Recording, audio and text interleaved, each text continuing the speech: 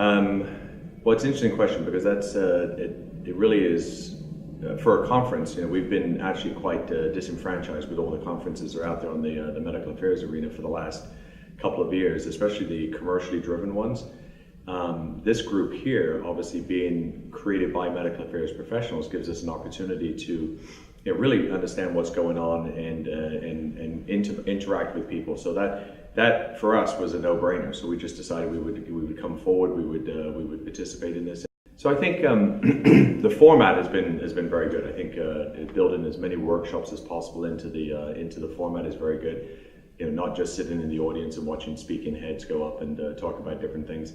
The workshops allow everyone to get very interactive.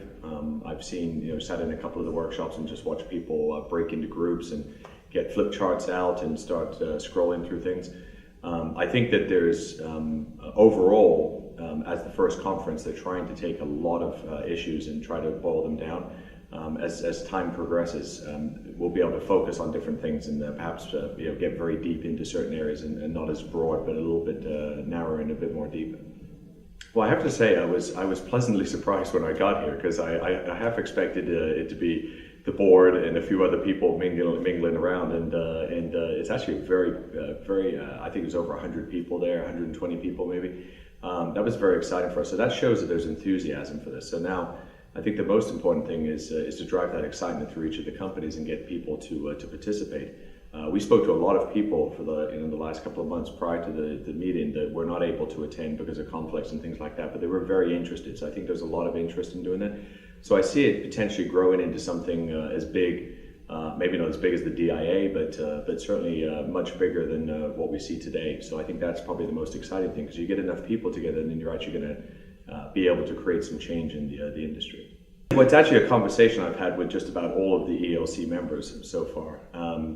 The most important thing is Kirk got up at the beginning and he spoke about the solution providers or vendors. He called them partners. And I think that is probably the most important thing, because two things are going to come from the partners. Number one, they can drive attendance at these meetings. They can get people involved because they're touching everybody in the industry all of the time. So that's one thing that we can help with. The second thing is, I'd suggested to a couple of the ELC members that they establish a vendor board or a solution provider board, and then have that feed back into the executive leadership committee. I think there's too many industry-sponsored groups that sort of push the solution providers off to the side. They're useful to them because they pay for the booths and they pay for the networking sessions and things like that, but they don't involve them in the discussions.